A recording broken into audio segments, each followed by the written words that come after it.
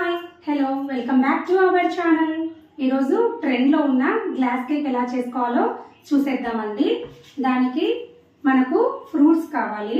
నేనైతే dragon, kiwi, pomegranate, banana తీసుకుంటున్నాను. ఇంకా మనం స్టార్ట్ చేద్దాం. ఇవే అని కాదండి, మీకు నచ్చిన ఫ్రూట్స్ ఏవైనా తీసుకోవచ్చు.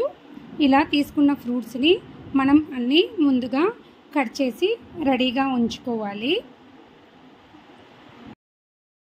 చాలా డేస్ నుంచి చేయాలనుకుంటున్నాము, అది ఇప్పటికి కుదిరింది చేయడానికి.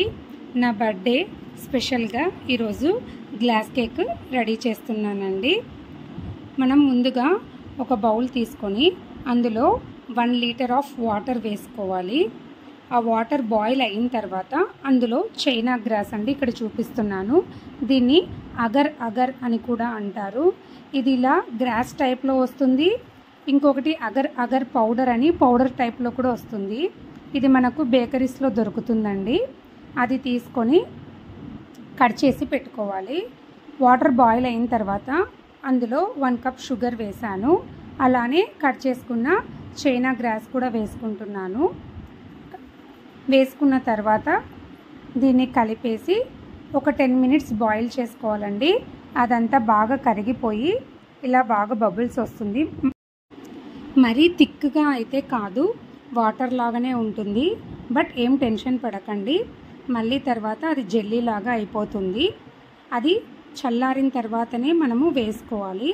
అంతలోపల ఒక బౌల్లో మనం కట్ చేసి పెట్టుకున్న ఫ్రూట్స్ అన్నీ డెకరేట్ చేసుకోవాలండి. అది చల్లగా అయిన తర్వాతనే మనము దీంట్లోకి వేసేసుకోవాలి. ఒక లేయర్ ఫ్రూట్స్, నెక్స్ట్ లేయర్ మనం రెడీ చేసుకున్న లిక్విడ్, ఇలా రిపీట్ చేసుకోవాలండి. ఫ్రూట్స్ ఒకసారి, లిక్విడ్ ఒకసారి, అంతేనండి.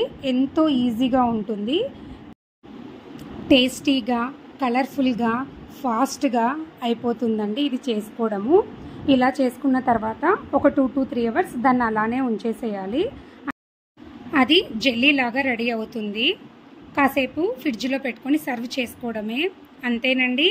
ఎంతో టేస్టీ అయిన easy colourful glass cake is ready అండి. దీన్ని జెల్లీ కేక్ అని కూడా అంటారు. చూడ్డానికి ఎంత అట్రాక్టివ్గా ఉందో చూడండి. మీరు కూడా ట్రై చేసేయండి. Please like, share and subscribe.